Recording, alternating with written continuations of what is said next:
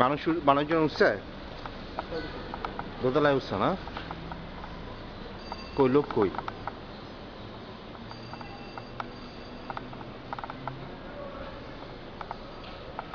লোকজন কই? তাই তো সালাউদ্দিন মাহবুব 3 তলা।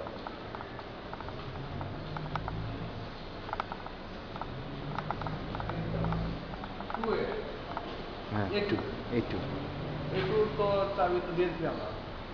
কারে দিছেন?